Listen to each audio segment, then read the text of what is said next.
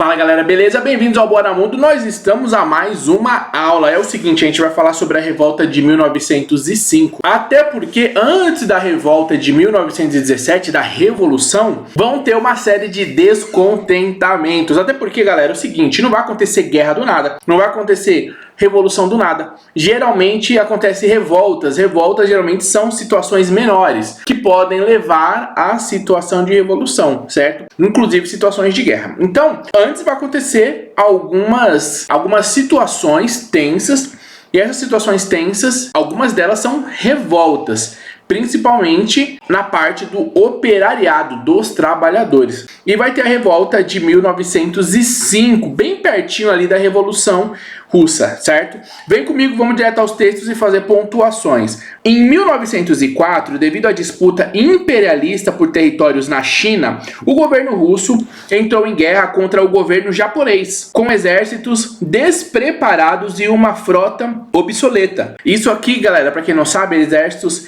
despreparados e uma frota obsoleta, muitos países ainda não tinham um grande número de exército, um exército treinado, um exército preparado como guerrilheiros, tá certo? Então, muitos deles usavam, vocês viram isso em filmes medievais, o povo como parte do exército. Então você pega camponês, você pega operário e transforma em militar rapidamente e manda para a guerra. Por falta de um exército profissional. Porque existe na história o exército profissional e o exército que é montado com a população. O exército profissional é aquele exército que ele é treinado para isso. E aqui eles foram sem esse exército. Os russos foram derrotados pelos japoneses em 1905 e perderam territórios e influência na área banhada pelo Oceano Pacífico. Que eu vou deixar um mapinha aqui para vocês para facilitar a situação. A derrota agravou ainda mais a insatisfação popular e as dificuldades econômicas do Império Russo. O regime czarista foi abalado por uma série de revoltas sociais, das quais os líderes socialistas participaram ativamente, organizando as manifestações dos trabalhadores. Então a gente vê aqui aquilo que, se você não viu as aulas anteriores, é interessante você ver. Quando a gente falou da Primeira Guerra Mundial, a gente viu exatamente isso. Entra numa guerra, você gasta os recursos do seu país e o país começa a ter problemas, né? Começa a faltar recursos básicos, como produtos de higiene, recursos para higiene, né? Então, assim, falta, por exemplo, água, falta luz, falta acesso a instituições que tem que promover a saúde, tem que promover uma série de coisas que cuidam dessas coisas, né? E também começa a faltar alimento, começa a faltar acesso a alimento. Isso começa a deixar a vida bem pior dentro de um país que está passando pelo sistema de guerra, principalmente falando da Rússia, onde a gente já viu nos vídeos anteriores, que por isso que é importante você pegar na sequência. Quando acabar aqui, eu vou deixar o cardzinho aqui bonitinho, quadradinho. Quando você acabar de ver esse vídeo, tu clica e vê os vídeos anteriores, tá certo? O que acontece? Fica sem recursos, o país fica sem recursos, e isso foi a brecha para esses movimentos, para essas organizações começarem a fazerem uma revolta, reclamando, colocando uma posição de insatisfação, porque a guerra estava tirando recursos da sociedade, quer dizer, já não estava bom, ainda vai pegar recursos da sociedade. Greves e protestos ocorreram em diversas regiões do país em 1905. A insatisfação era imensa entre operários, camponeses, soldados e marinheiros da cidade de Odessa, onde os tripulantes do encoraçado Petequim se rebelaram. Surgiram nessa época os primeiros sovietes, ou conselhos de operários. Esses sovietes eram os conselhos dos operários, que eles iam decidindo ali como é que ia ser a organização partidária, ia decidindo como é que ia ser a ação que eles iam fazer, como é que eles iam se organizar cada vez melhor e como é que ia acontecendo o processo. Isso é interessante porque ia alcançando mais operários, ia deixando o movimento maior, ia deixando o futuro partido com mais consistência, com todas essas insatisfações da qualidade de vida que estava acontecendo ali naquele momento, certo? Então foi uma brecha muito importante que aconteceu de insatisfação para que o movimento operário pudesse crescer, agir e se organizar. Diante do crescente clima de revolta, o czar Nicolau II acenava com o fim do regime absolutista e a melhoria das condições de vida dos trabalhadores, prometendo realizar importantes reformas, como a convocação de eleições gerais para a Duma, que significa parlamento, eleições gerais para o parlamento, né? Então, quer dizer, o que significa, naquela época, que eleições gerais é que um grande grupo da sociedade ia poder votar para eleger os componentes, os participantes do parlamento. O parlamento ia representar a população. Isso era um poder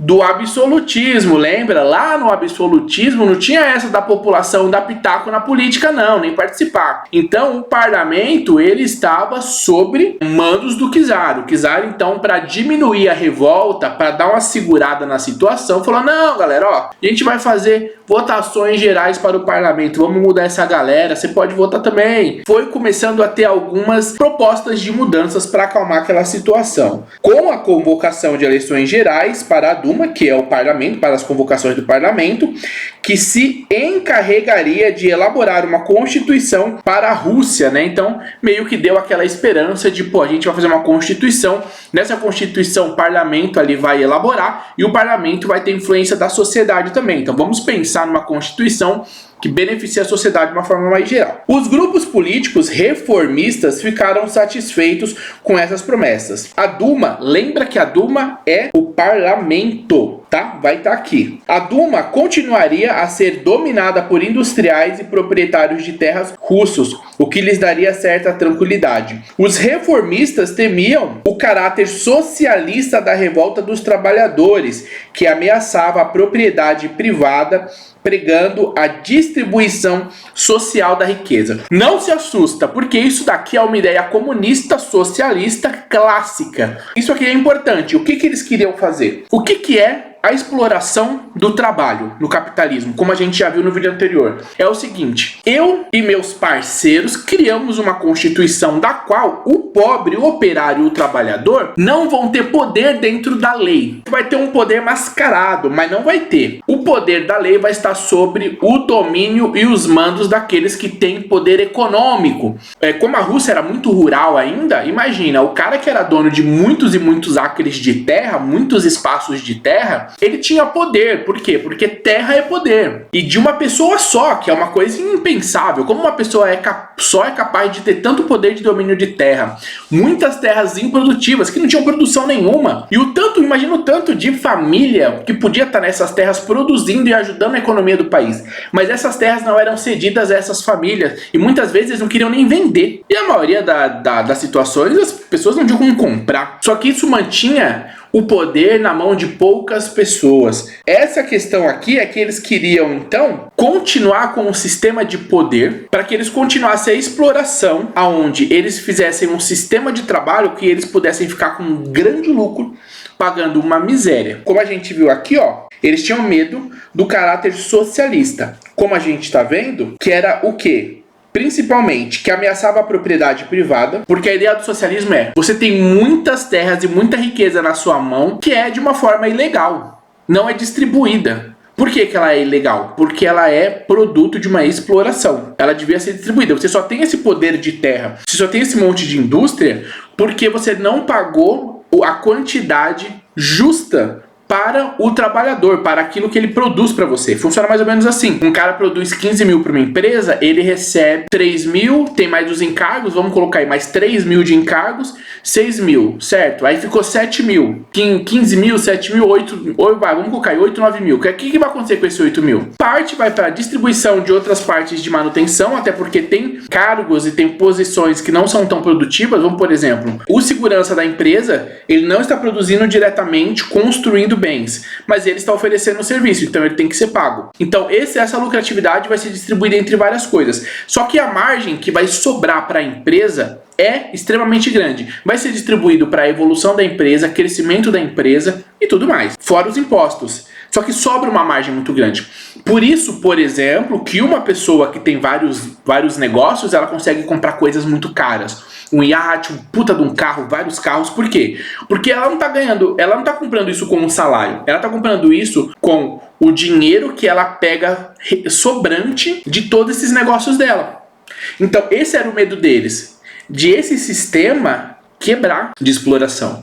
Porque a primeira coisa que o governo ia fazer, a ideia dos trabalhadores socialistas era: vamos pegar esse monte de situação ilegal de acúmulo de riqueza e vamos redistribuir. Até porque senão o país não cresce. Então eles tinham medo dessa primeira questão, que é a ameaça à propriedade privada. Exemplo, propriedade privada. Uma indústria de gás. Agora ela vai ser indústria de gás organizada e tocada pelos trabalhadores. Não vai ser de um dono, vai ser de um grupo de trabalhadores onde esse capital arrecadado vai ser aberto para todos saberem o que está acontecendo, e aí nós vamos distribuir de uma forma mais igualitária os lucros daquele serviço. Beleza? Não vai ser assim, uma pessoa é dona, ninguém precisa saber o que está acontecendo, ela paga o que ela quiser, para quem que ela quiser, do jeito que ela quiser. Então eles tinham medo de perder esse poder. E eles pregavam a distribuição social da riqueza. Como eu disse, distribuição social da riqueza, que é uma verdade. Até porque as pessoas que produzem a riqueza são as que ganham pouco.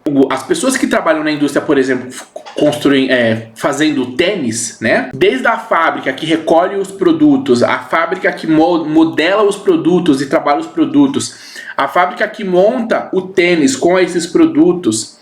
Esses trabalhadores todos, grande parte deles, principalmente os que montam os tênis finais, que costuram, que colam, ganham geralmente pouco, uma miséria. Sendo que, pela lucratividade daquilo, pelo tanto que eles produzem, eles poderiam ganhar mais. Então, essa questão de pregar a distribuição social da riqueza é distribuir melhor a riqueza social produzida pelo país. Certo? De forma mais justa. Então eles tinham medo disso, de perder esse poder. Então eles organizavam todo um sistema político para se manter no poder, todo um sistema econômico para se manter no poder. E o mais tenebroso, todo um sistema jurídico para se manter no poder. Certo?